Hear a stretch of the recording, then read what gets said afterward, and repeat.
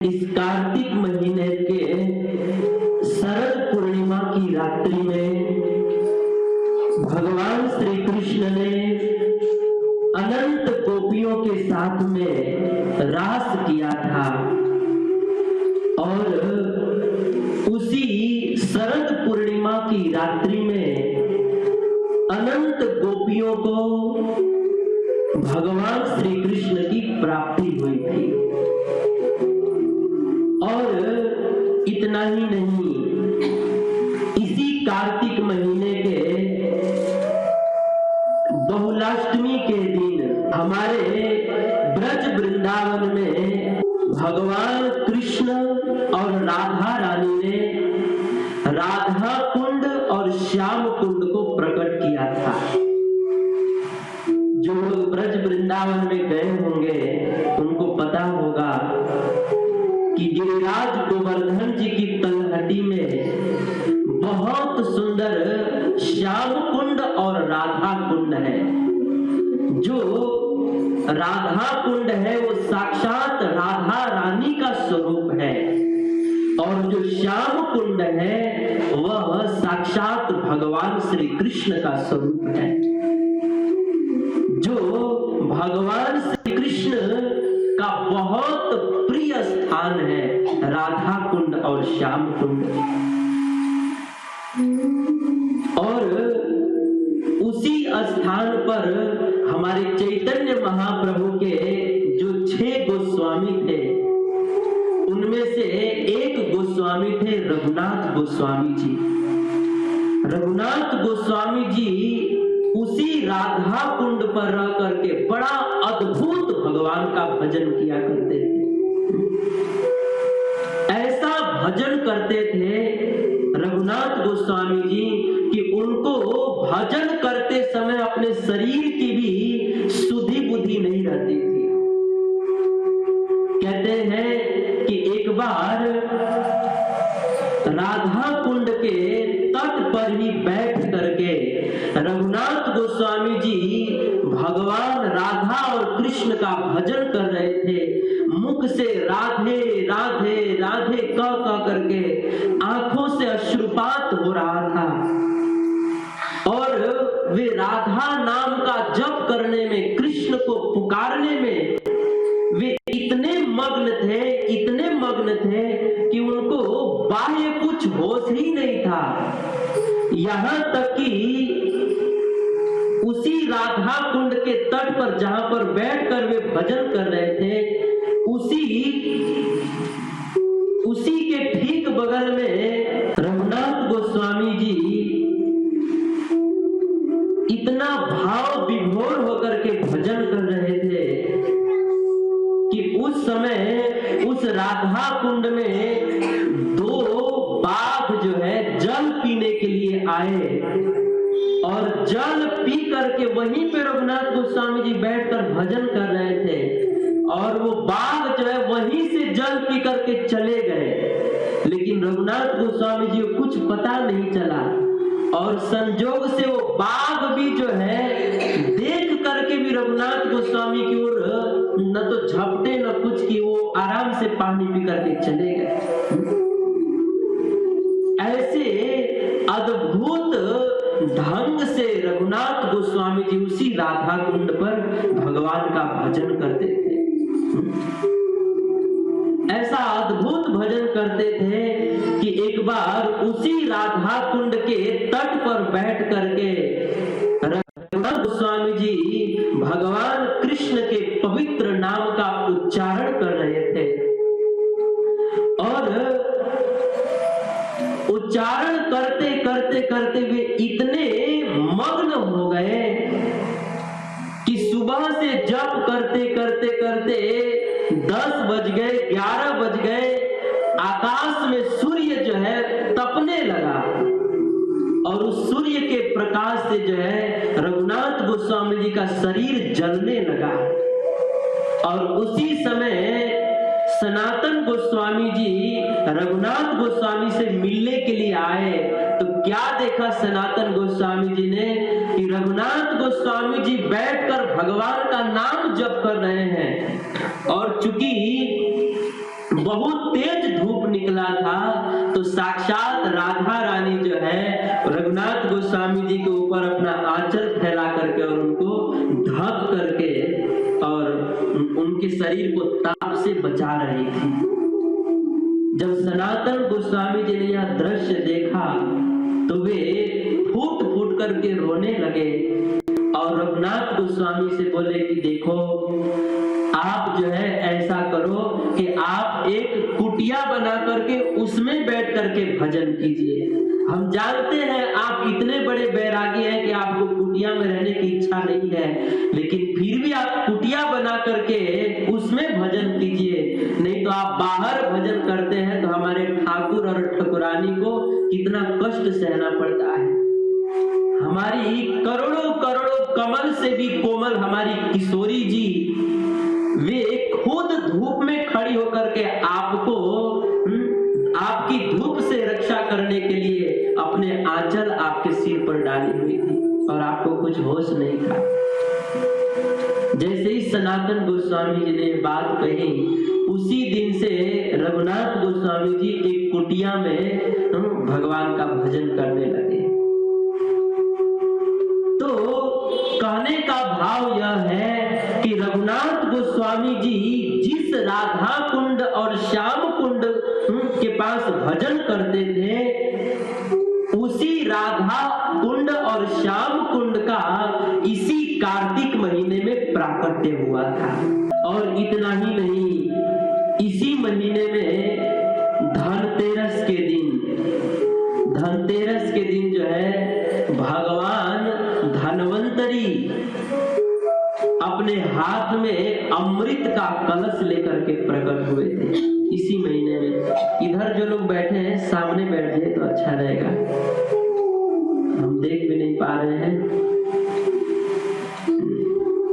तो इसी महीने में भगवान धनवंतरी जो है अपने हाथ में अमृत का कलश लेकर के प्रकट हुए थे। और इसी कार्तिक महीने में भगवान कृष्ण ने एक नरकासुर नामक राक्षस का वध किया था। नरकासुर नामक जो राक्षस था, उसकी इच्छा थी कि भगवान कृष्ण जो है वे जब अनंत गोपियों के साथ विहार करते हैं तो मैं भी अनंत गोपियों के साथ विवाह करूंगा। तो इस इच्छा से वह नरकासुर जो है बहुत सारे जो अविवाहित कन्याएं थीं उनको पकड़ करके और एक जेल में बंद करके रखा था उनसे विवाह करने के लिए। और लगभग 16,000 अविवाहित कन्याओं को जेल में बंद करके रखा था विवाह करने के लिए। अब एक दिन भगवान कृष्ण वहां पर गए और जा करके उस नरकासुर का वध कर दिए और उन सारे कन्याओं को जेल से मुक्त करके भगवान ने कहा कि अब आप सब लोग अपने अपने घर पर जाइए। उस समय सारी कन्याओं ने कहा कि हे प्रभु, अब जो है चूंकि एक राक्षस के द्वारा हम अपहरण हो चुकी हैं और अब जो है हम अपने घर जाएंगे ना तो हमारे घर वाले समाज वाले हमको स्वीकार नहीं करेंगे, अतः आप ही कृपा करके हमें स्वीकार कीजिए। तो उस समय उन सारी अविवाहित कन्याओं को जिसको समाज स्वीकार नहीं कर सकता था, ऐसी कन्याओं को भगवान कृष्ण ने स्वीकार किया और उन्हीं कन्याओं से भगवान ने विवाह किया। तो वे 16,000 कन्याएं और फिर अन्य 108 कन्याएं सब मिला करके भगवान 16,108 रानियों से विवाह किए। कई बार लोग कहते हैं ना कि कृष्ण तो 16,108 रानियों से विवाह किए थे।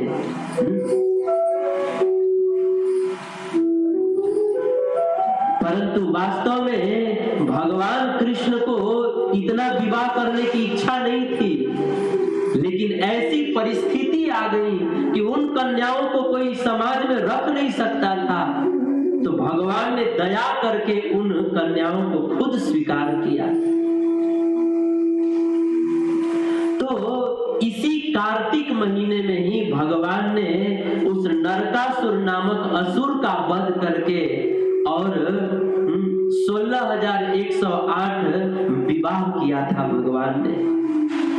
और इतना ही नहीं, इसी महीने में दीपावली के दिन जो है भगवान कृष्ण को माता यशोदा ने उखल से बांधा था। इसी महीने में, जिसकी छवि आप लोग देख सकते हैं, माता यशोदा बांध रही है, ठाकुर जी रो रहे हैं। इसी कार्तिक के दीपावली के दिन जो है माता यशोदा ने कृष्ण को उखल से बांधा था।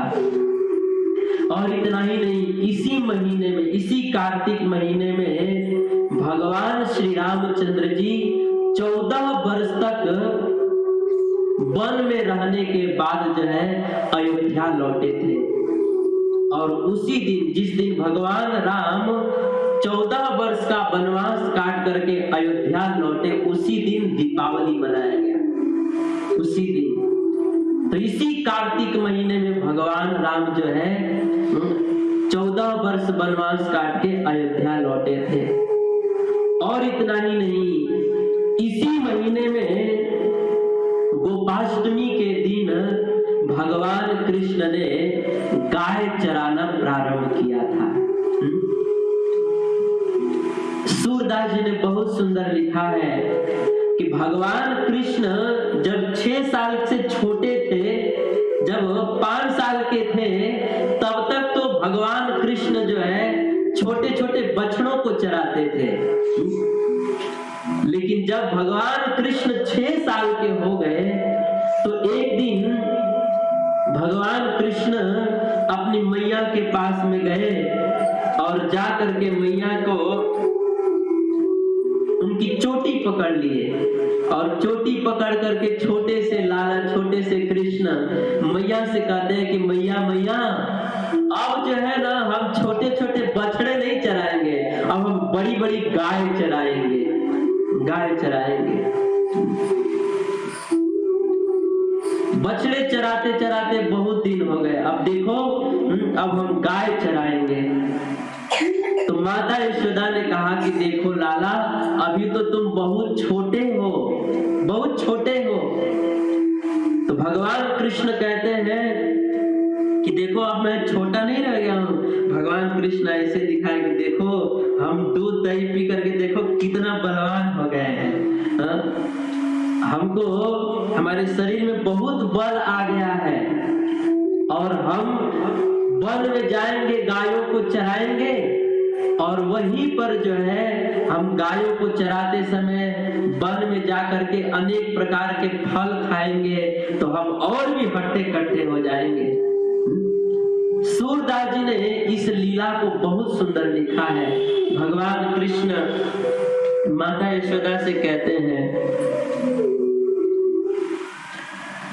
आज मैं गाय चरावन जई हूँ, आज मैं गाय चरावन जई हूँ।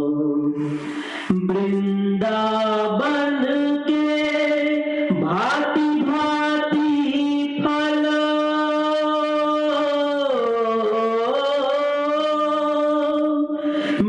वृंदावन के भांति भांति फल अपने कर में खई हो, अपने कर में खई हो। आज मैं गाय चरावन जई हो।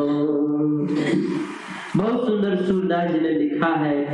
भगवान कृष्ण कहते हैं कि मैया आज मैं गाय चराने जाऊंगा, तू जो है तुरंत जा करके नंद बाबा से कह दे कि मैं आज से गाय चराऊंगा और तू तनिक भी डर मत, मैं बहुत छोटा नहीं हूँ।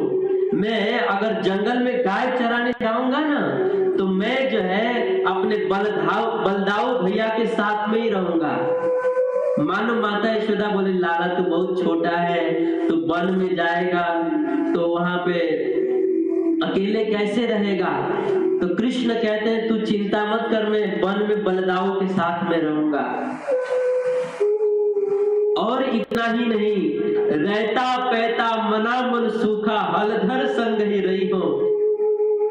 और इतना ही नहीं, देख मैया मेरे से जो छोटे छोटे मेरे सखा है, मनसुखा है, सुदामा है, स्तोक कृष्ण है, मेरे से जो छोटे छोटे सखा है वो सब गाय चरा रहे, तो हम क्यों नहीं गाय चराएंगे? हम भी गाय चराएंगे और हम वन में उन्हीं सखाओं के साथ में रहेंगे। और वन में बंसी वट के तट पर, बंसी वट का जो वृक्ष है, उसी वृक्ष के नीचे हम अपने ग्वाल वालों के साथ में रहेंगे और वहीं पर गायों को चराने के लिए छोड़ देंगे और हम ग्वालों के साथ में खेलेंगे। और तू जो है हमको भोजन देगी, वही हम भोजन वन में करेंगे।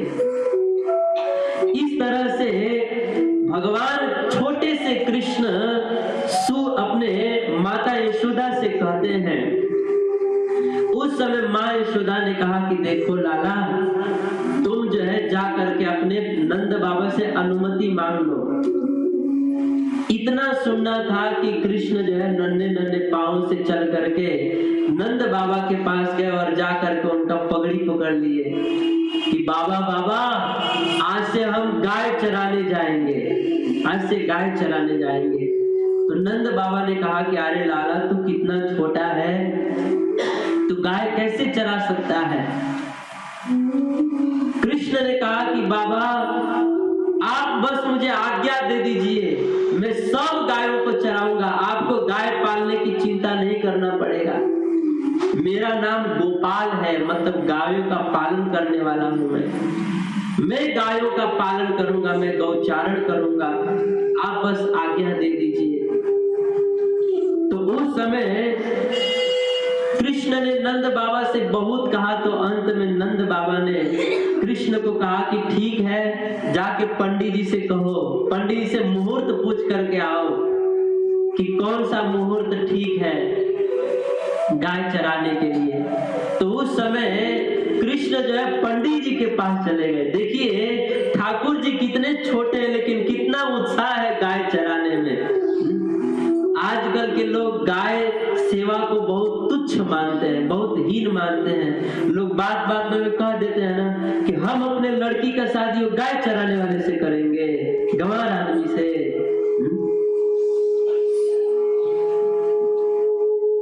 ऐसे हम लोग कह देते हैं, लेकिन इस कार्य को बहुत छोटा नहीं समझना चाहिए। आजकल के लोग बहुत एडवांस हो गए हैं। पूरे ब्रह्मांड के नाथ है भगवान, लेकिन ब्रह्मांड के नाथ होने के बाद भी भगवान गाय चराने के लिए कितने उत्सुक हैं।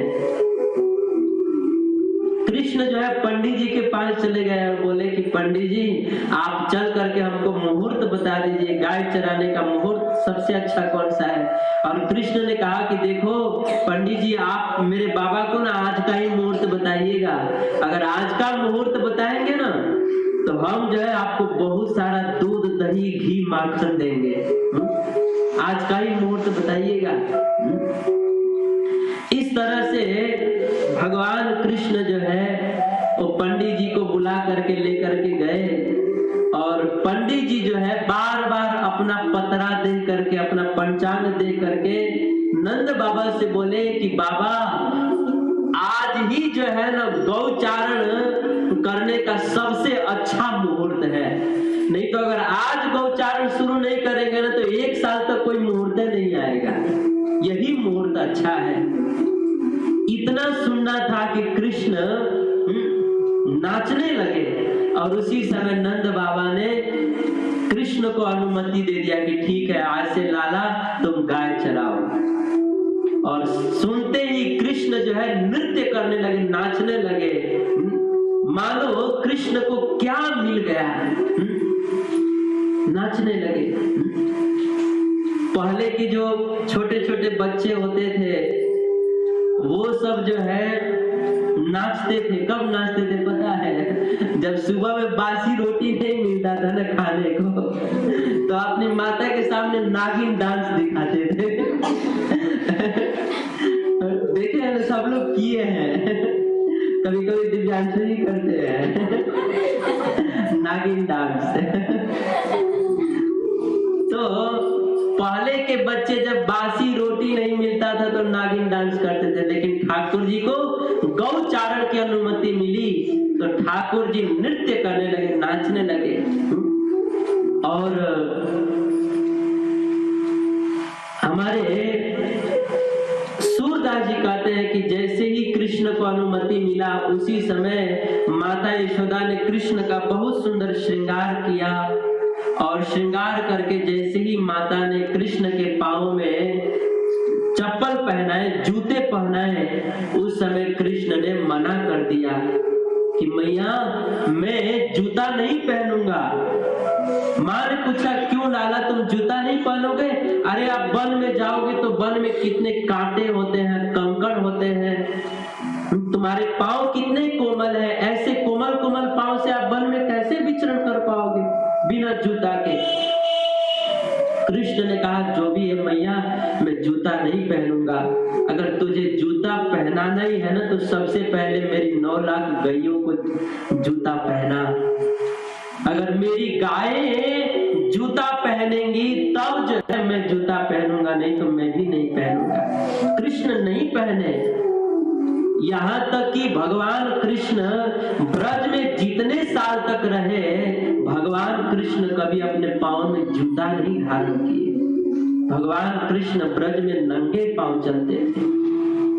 और इस तरह से माता यशोदा ने कृष्ण का सुंदर श्रृंगार कर दिया, और कृष्ण अपने सारे सखाओं को लेकर के और वन में, उस वृंदावन के वन में गौचारण करने के लिए चल पड़े। हमारे सुखदेव गोस्वामी जी कहते हैं बरहा पीडम नटवर बपु कर्णयो कर्णिकारम। आप विचार कीजिए इस छवि को, आप तो इस झांकी को थोड़ा ध्यान कीजिए, थोड़ा स्मरण कीजिए कि भगवान कृष्ण एकदम छोटे, 6 साल का बालक कितना बड़ा होगा, 6 साल के बालक है और 6 साल के उनके छोटे छोटे सखा है, और सारे सखा जो है गायों को चराने के लिए जा रहे हैं। छोटी छोटी गैया, छोटे छोटे ग्वाल, छोटो सो मेरो मदन गोपाल। छोटी छोटी गैया, छोटे छोटे ग्वाल, छोटी छोटी गैया, छोटे छोटी गैया, छोटे छोटे ग्वाल। गाइए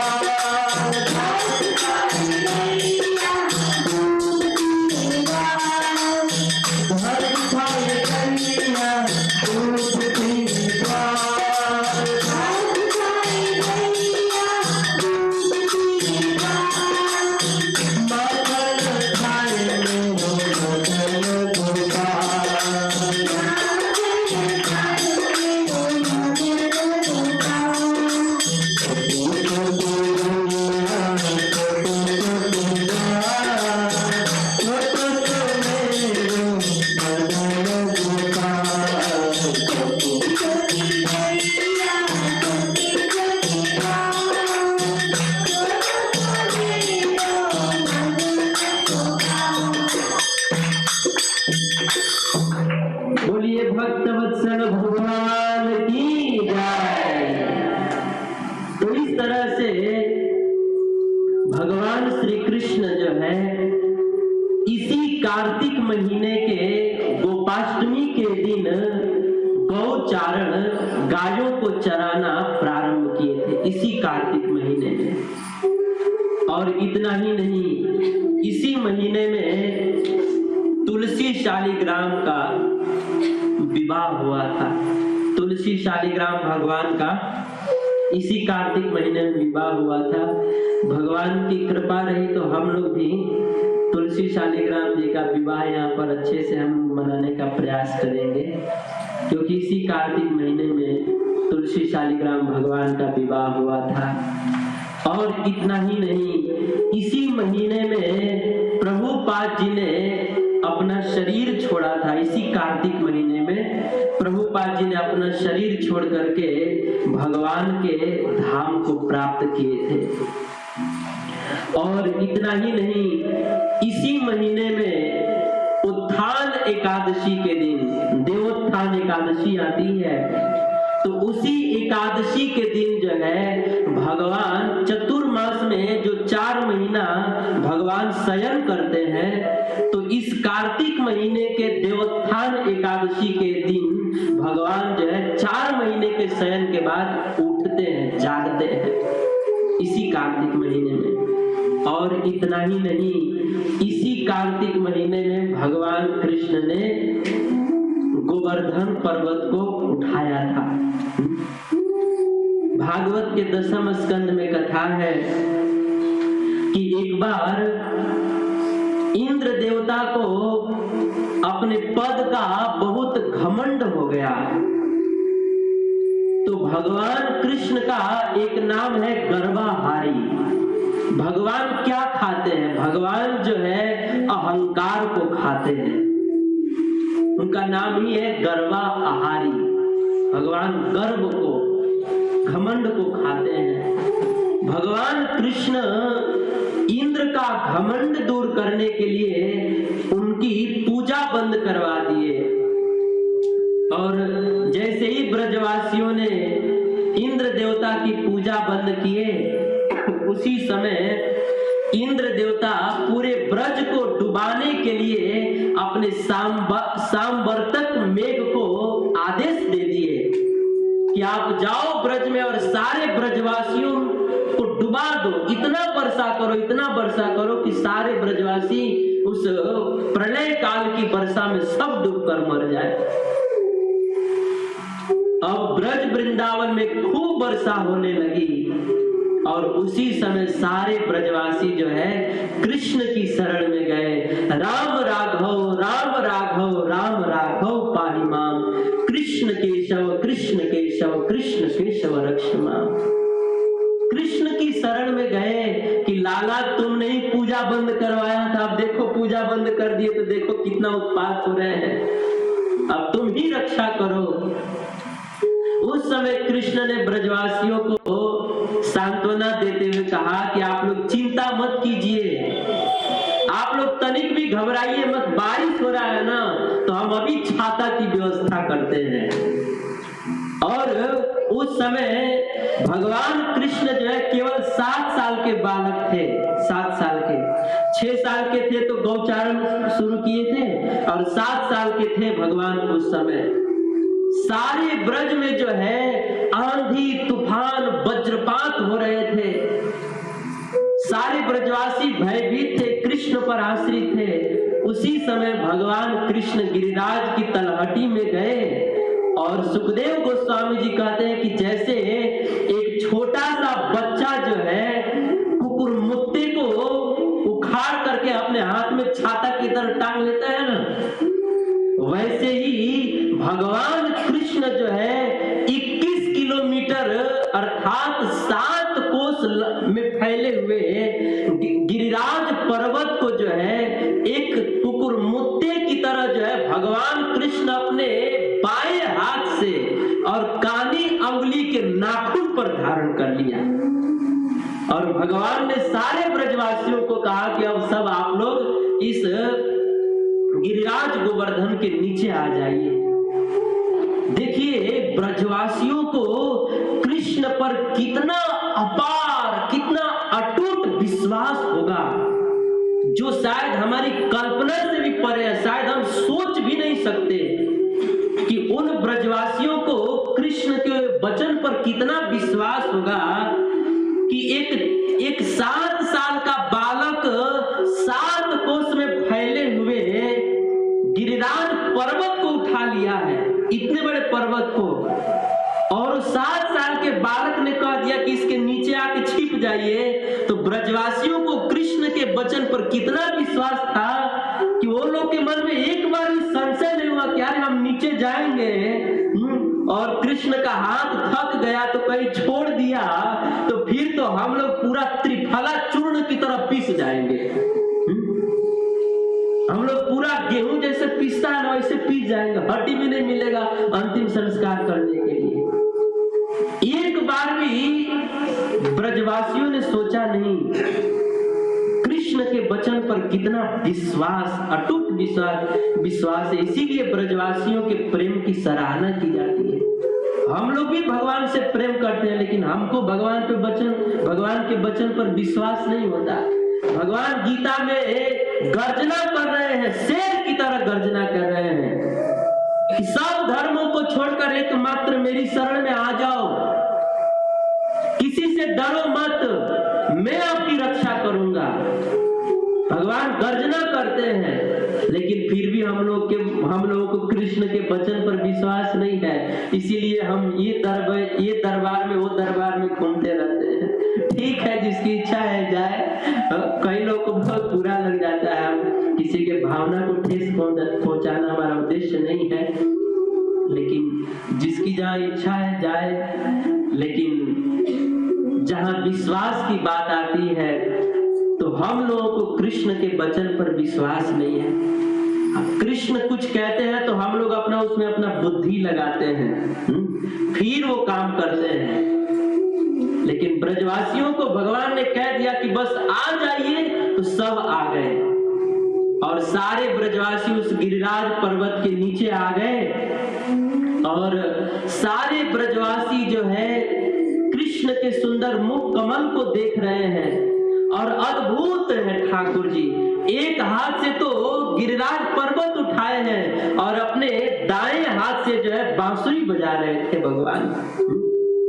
उस समय कुछ सखा लोग कहने लगे कि कन्हैया सारे तू ये जो गिरिराज पर्वत उठाया है ना, तो तू ये मत समझना कि तू अपने बल से उठाया। देख हम लोग अपना अपना लाठी लगाए हैं, अपना लाठी लगाए हैं हम लोग। और इतना ही नहीं, ये जो तू गिरिराज पर्वत उठाया है ना, तो तू अपना घमंड मत करना। ये गिरिराज पर्वत तू उठाया है तो ये तेरा बल नहीं है।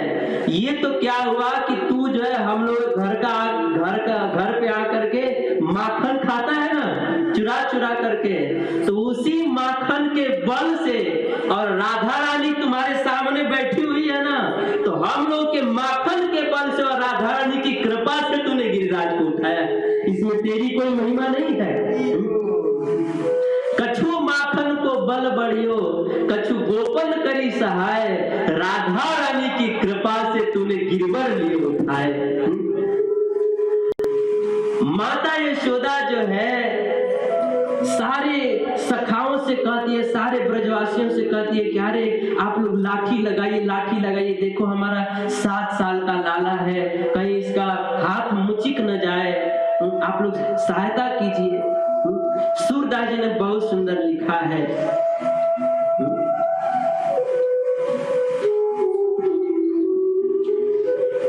तो सारे ब्रजवासी लोग जो है उस गिरिराज पर्वत के नीचे आकर के छिप गए और इंद्र देवता ने लाख वर्षा किया। 1 दिन नहीं, 2 दिन नहीं, 7 दिन तक वर्षा किए, लेकिन एक भी ब्रजवासी को इंद्र देवता डुबा नहीं पाए।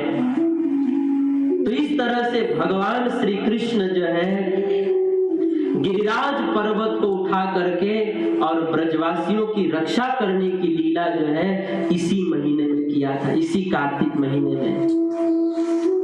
तो इस तरह से भगवान श्री कृष्ण जो है इस कार्तिक महीने में बहुत सारी लीलाएं किए हैं, इसीलिए यह कार्तिक महीना जो है बहुत पवित्र महीना है, बहुत पवित्र महीना है। और इस कार्तिक मास की बड़ी महिमा है। तो प्रश्न होता है कि इस कार्तिक में हमें क्या करना चाहिए। तो जैसा कि मैंने शुरुआत में ही बताया था कि कार्तिक में नियम पालन करने के लिए तो बहुत सारे नियम है। लगभग स्कंद पुराण में, पद्म पुराण में, भविष्य पुराण में, इन तीनों पुराणों को मिलाकर के लगभग 300-400 अध्यायों में कार्तिक मास की महिमा का वर्णन किया गया है। बहुत सारे नियम बताए गए हैं। उतना नियम तो कोई पढ़ भी नहीं सकता, पढ़ ले तो समझ नहीं सकता, समझ ले तो कर नहीं सकता। लेकिन फिर भी मन में प्रश्न होता है कि सार रूप में अगर कुछ कहा जाए तो हमें इस कार्तिक महीने में क्या करना चाहिए। तो हमारे आचार्य लोग कहते हैं कि इस कार्तिक में हमें 6 कार्य करना चाहिए। सबसे पहला जो है, कार्तिक महीने में हमें प्रातः काल में स्नान करना चाहिए। प्रातः काल अर्थात ब्रह्म मुहूर्त में स्नान करना चाहिए। ब्रह्म मुहूर्त मतलब 4 से 5, सुबह में 4 से 5 के बीच में स्नान करना चाहिए। कार्तिक महीने में ब्रह्म मुहूर्त में सुबह के समय में स्नान करने की बड़ी महिमा है। हमारे स्कंद पुराण में ब्रह्मा जी नारद जी को कहते हैं कि हे नारद जी, इस कार्तिक मास में अगर कोई व्यक्ति अरुणोदय से पूर्व, सूर्योदय से पूर्व ब्रह्म मुहूर्त में जग जाता है और जाग करके स्नान करता है और स्नान करके भगवान श्री कृष्ण की कथा सुनता है और वैष्णवों का दर्शन करता है और भगवान श्री कृष्ण के नाम का जप करता है, तो उस व्यक्ति के जितने भी पितर हैं जो नरक में पड़ गए हैं, उस व्यक्ति के सारे पितरों का तत्काल उद्धार हो जाता है। ये ब्रह्मा जी नारद जी से कहते हैं। इसीलिए कार्तिक महीना में सुबह में उठना चाहिए और सुबह में स्नान करना चाहिए। लेकिन कार्तिक महीना में चूंकि थोड़ी ठंडी आ जाती है, तो कार्तिक महीना में सुबह में लोग नहाने में डरते हैं। लोग कितने लोग तो बाल्टी में पानी भर करके घूर घूर के देखते हैं कि हम नहाए कि नहीं नहाए। सुबह में उठ के सबसे बड़ा निर्णय लेना होता है कि आज नहाए कि ना नहाए।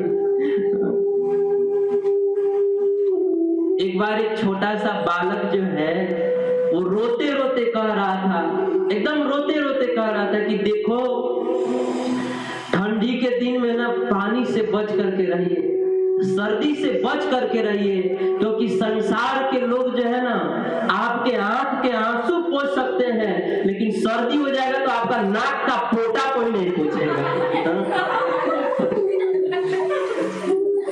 इसीलिए आप लोग जो है सर्दी में संभाल करके रहिए। हरे कृष्णा कृष्णा हरे हरे।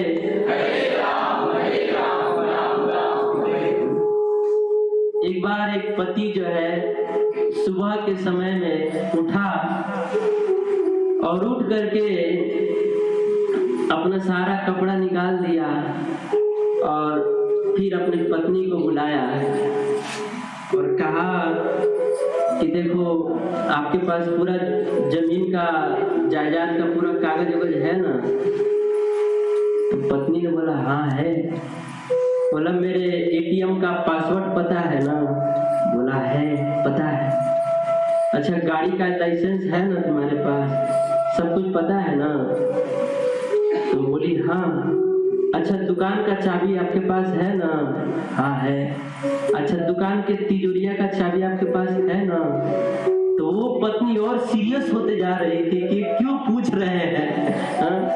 फिर पति ने पूछा, जो हमारा 4 व्हीलर कार है उसका लाइसेंस आपके पास है ना? है बाबा है। बात क्या है बताइए। पति बोला जा तनी नहाए। पता नहीं बाथरूम में से नहाने के बाद जिंदा बाहर निकलेगी, कोई भरोसा नहीं है। ठंडी के दिनों में इतना, यहाँ का जो ठंडी होता है वास्तव में ठंडी नहीं, काल है काल। लेकिन फिर भी कार्तिक महीने में ब्रह्म मुहूर्त में उठ करके स्नान करने की बड़ी महिमा है। इसलिए ठंडी पानी से न नहा सके तो थोड़ा गर्म करके नहाइए, लेकिन नहाइए। तो सबसे पहला कार्तिक में सबसे पहला नियम है प्रातः काल में स्नान करना, और दूसरा है कार्तिक महीने में तुलसी जी का वृक्ष लगाना चाहिए, और उस वृक्ष का बहुत ध्यान पूर्वक उनका सिंचन करना चाहिए, उनकी रखवाली करना चाहिए, और प्रतिदिन जो है तुलसी माता को संध्या के समय घी का दीपक दिखाना चाहिए, उनके पास घी का दीपक रखना चाहिए।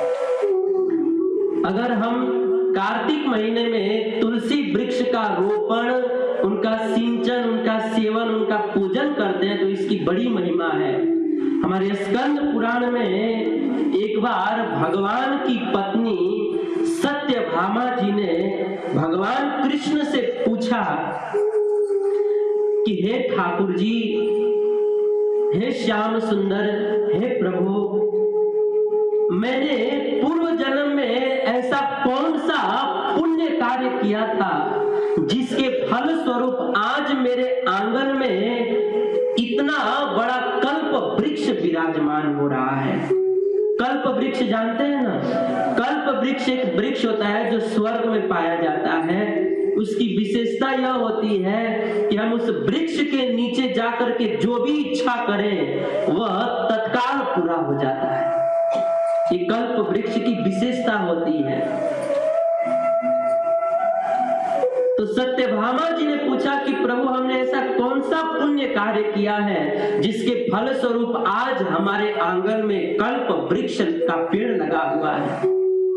उस समय भगवान कृष्ण ने कहा कि हे देवी, आपने कार्तिक महीने में, आप अपने पूर्व जन्म में कार्तिक महीने में अपने आंगन में तुलसी का वृक्ष लगाई थी, और उस वृक्ष को आपने सिंचन किया, उनका सेवन किया और पूजन किया, तो उसी के फल स्वरूप जो है आज आपके आंगन में जो है कल्प वृक्ष शोभायमान हो रहा है। ये है कार्तिक में तुलसी वृक्ष रोपण, सिंचन और पूजन करने की महिमा। तुलसी की बड़ी महिमा है। हमारे शास्त्रों में लिखा है कि अगर हम जो है भगवान के समक्ष सोना, चांदी, हीरे, मोती, जवाहरात ये सब कुछ अर्पण करें और साथ में तुलसी अर्पण करें, तो भगवान जो है सोना, चांदी, हीरा, मोती को छोड़ करके भगवान तुलसी पत्र को स्वीकार करेंगे, क्योंकि भगवान को सोना, चांदी इत्यादि से भी भगवान को तुलसी पत्र अधिक प्रिय है। और हमारे शास्त्र में यह भी बताया गया है कि कार्तिक महीने में अगर कोई व्यक्ति तुलसी वृक्ष लगाता है तो तुलसी वृक्ष का जड़ जितना ही हमारे घर के आंगन में बढ़ता है, उतना ही हमारा इस संसार में हमारी प्रसिद्धि बढ़ती है, हमारी ख्याति बढ़ती है, हमारी उम्र बढ़ती है, हमारा स्वास्थ्य बढ़ता है। हमारे शास्त्र में लिखा है। इसीलिए इस कार्तिक महीने में तुलसी जी की, हमें तुलसी वृक्ष का रोपण, सिंचन, सेवन और पूजन करना चाहिए। बड़ी महिमा है। तो ये तो हो गया दूसरा नियम। पहला नियम क्या है? प्रातः स्नान। दूसरा नियम क्या है? तुलसी वृक्ष का रोपण करना। और तीसरा नियम क्या है? वृंदावन धाम में जाकर के वास करना। लेकिन अभी कोरोना का काल चल रहा है तो हम वृंदावन तो नहीं जा सकते, लेकिन ऐसे समय में आप ठाकुर जी के मंदिर में जा सकते हैं, राधा कृष्ण के मंदिर में आ सकते हैं। अगर राधा कृष्ण के मंदिर में जाते हैं तो वह राधा कृष्ण का मंदिर भी वृंदावन ही है, क्योंकि वृंदावन किसे कहते हैं? जहां पर भगवान वास करते हैं उसे वृंदावन कहते हैं। एक बार प्रभुपाद जी अमेरिका से मुंबई के जुहू मंदिर में गए, तो उस समय जुहू मंदिर में अभी काम चल रहा था, अभी बना नहीं था, काम चल रहा था।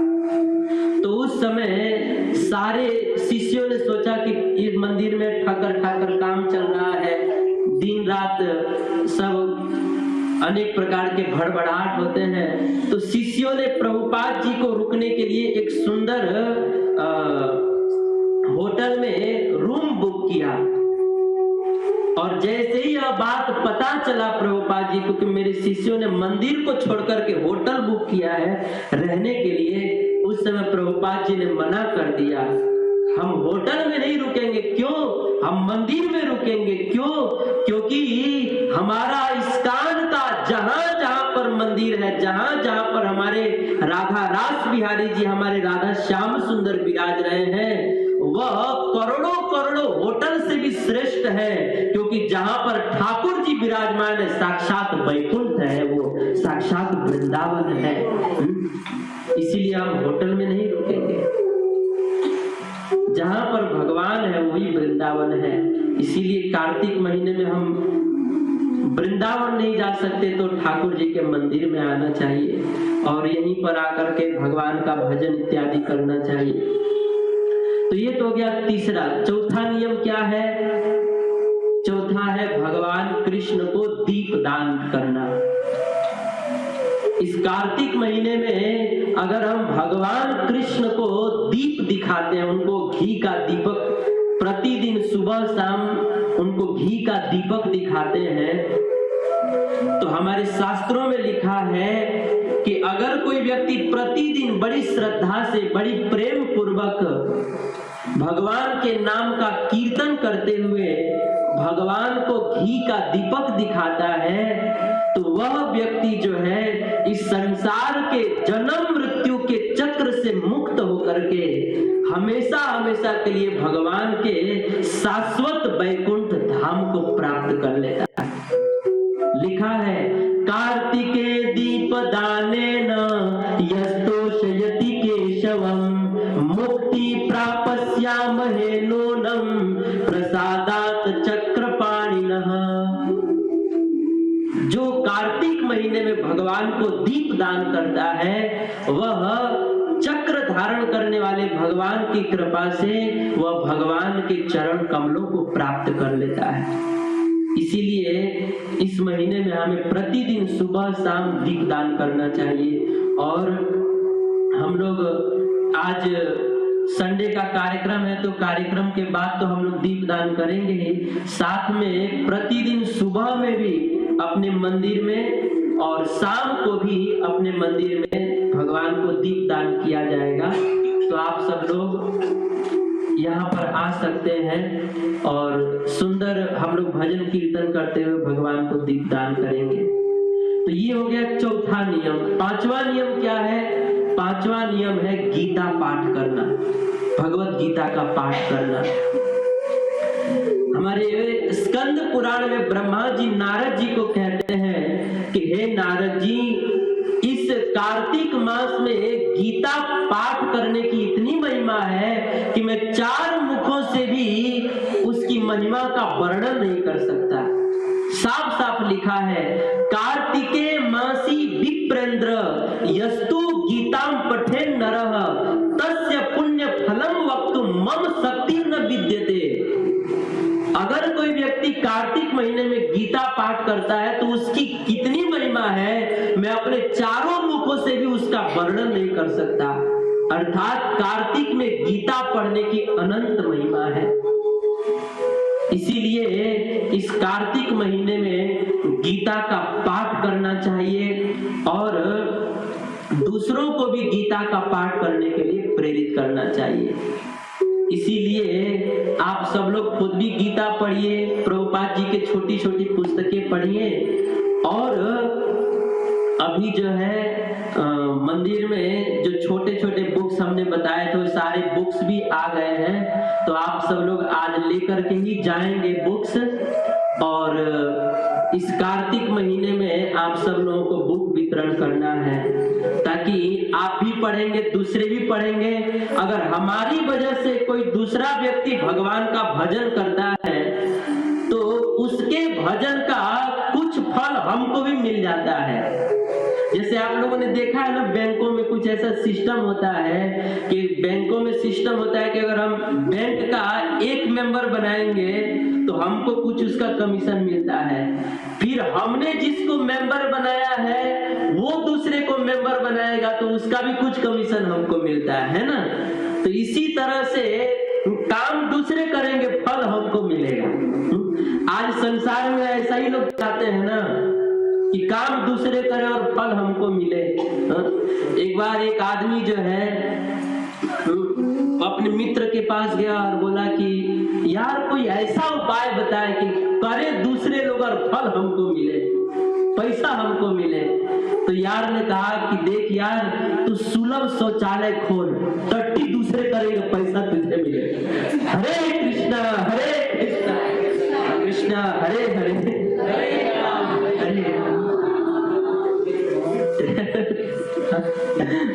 ये बढ़िया उपाय है, यही काम किया कर तू। काम दूसरे करेंगे, पैसा तुझे मिलेगा। तो अगर हम किसी व्यक्ति को भगवान के भजन में लगाते हैं, भगवान के गीता भागवत पढ़ने में लगाते हैं, तो उस व्यक्ति का कुछ फल जो है हमको भी मिलता है। इसीलिए इस महीने में हम सबको तो गीता पढ़ना ही है, पुस्तक पढ़ना ही है, लेकिन दूसरों को भी पुस्तक पढ़ने के लिए प्रेरित करना है। इसीलिए सब लोग पुस्तकें लेकर के ही जाएंगे। और ये तो हो गया पांचवा नियम। छठा नियम क्या है? छठा नियम है भगवान के नाम का जप करना। मैं कल ही जो है स्कंद पुराण पढ़ रहा था, कार्तिक महात्म्य, तो उसमें आप विश्वास कीजिए ब्रह्मा जी नारद जी को कार्तिक की महिमा बताते हैं, तो उसमें लगभग 80 बार जो है अन्य जितने भी साधन है उनको ब्रह्मा जी ने बहुत कम करने के लिए कहा, लेकिन भगवान का नाम जप करने के लगभग 80 से ज्यादा जगहों पर ब्रह्मा जी ने कहा कि कार्तिक महीना में आदमी को, इस म्रियमाण प्राणी को जो है भगवान के नाम का खूब जप करना चाहिए कार्तिक महीने में।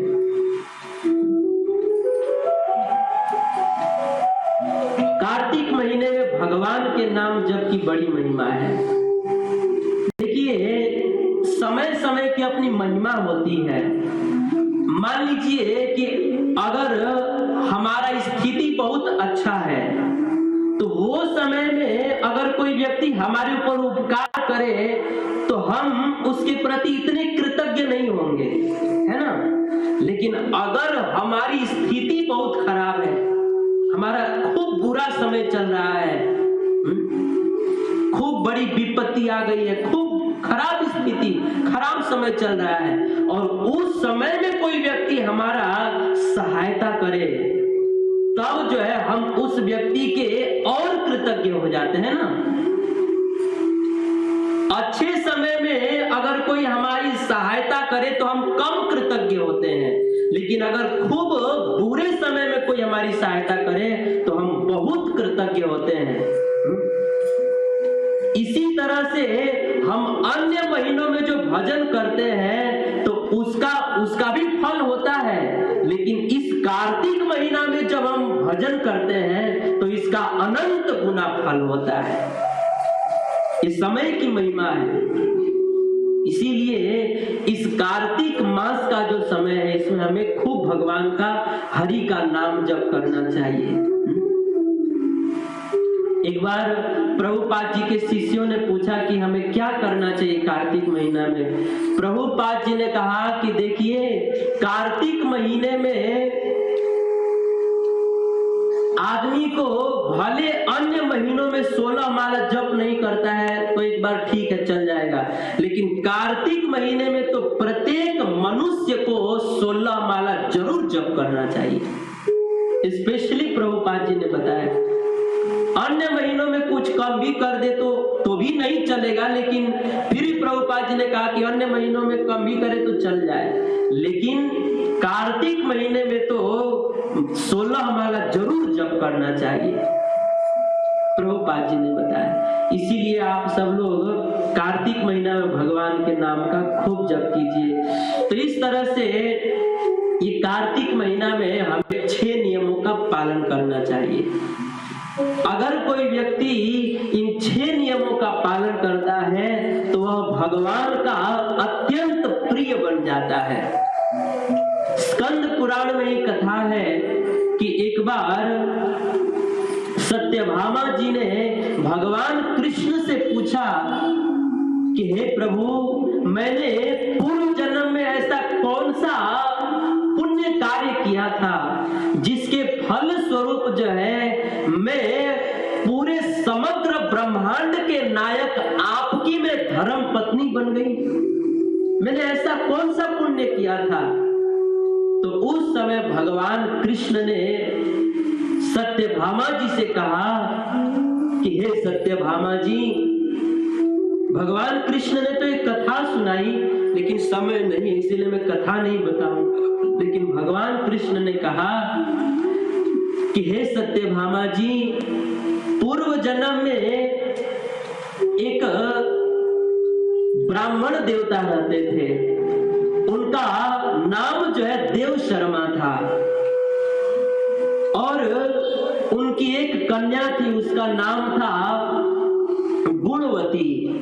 गुणवती में बहुत सारे गुण थे।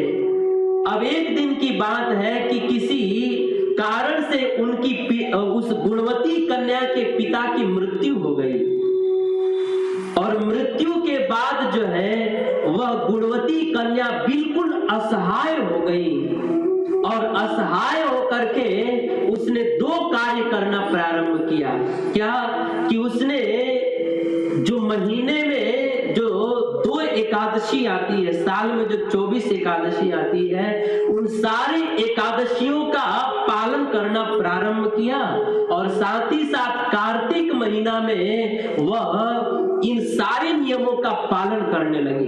कार्तिक महीना के सारे नियमों का पालन करने लगी।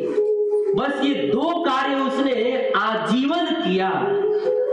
और एक दिन की बात है, कार्तिक के महीने में जब वह एकादशी व्रत करके और कार्तिक महीने में जब वो गंगा जी में स्नान करने जा रही थी, शरीर वृत्त हो गया था, और जैसे ही ठंडी का दिन था, जैसे ही वो पानी गंगा में घुसी, उसी समय उसकी मृत्यु हो गई। और उसी समय आकाश से एक सोने का विमान आया और उस गुणवती कन्या को बहुत सुंदर भगवान के पत्नी का स्वरूप प्राप्त हुआ, और उसी स्वरूप से जो है वो भगवान के वैकुंठ धाम में चली गई। भगवान कृष्ण कहते हैं कि हे सत्यभामा, चूंकि तुमने पूर्व जन्म में आजीवन एकादशी व्रत का पालन किया था और कार्तिक महीना के सारे नियमों का पालन किया था, उसी पुण्य के कारण, उसी भजन और भक्ति के कारण जो है आज आप जो है मेरी पत्नी बनी हो। मेरी पत्नी बनने का सौभाग्य प्राप्त हुआ है, मेरा प्रिय बनने का सौभाग्य प्राप्त हुआ है।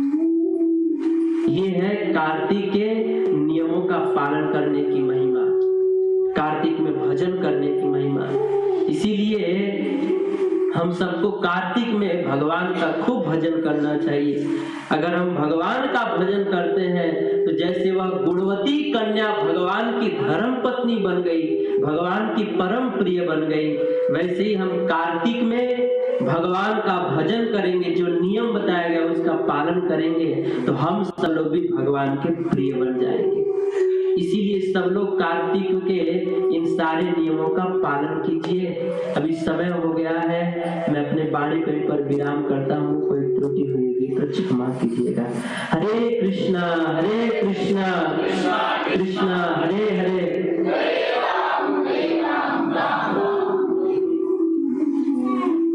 अभी जो है हम लोग ये भगवान राधा दामोदर जी को दीप दान करेंगे और उसके बाद जो है सभी भक्तों को प्रसाद वितरण किया जाएगा। तो सभी भक्त लोग दीप दान करके ही जाएंगे। सब दीप सज भी चुका है, तो अनाउंसमेंट हो जाए उसके बाद सब दीप दान होगा, ठीक है। और अभी जो है पुस्तक आ गया है, तो सब लोग पुस्तक वितरण के लिए तैयार हैं? चिच्चोर प्रभु जी रेडी? कितने बुक्स आपके? एक महीना के लिए 30 बुक। चलिए चिच्चोर प्रभु के लिए महामंत्र बोलिए, हरे कृष्णा कृष्णा हरे हरे। चिच्चोर प्रभु जी रोज अपने दुकान में चाहे जैसे भी हो एक प्रभुपाद जी का एक पुस्तक वितरण करेंगे। केशव प्रभु की जय हो। आप कितना वितरण करेंगे?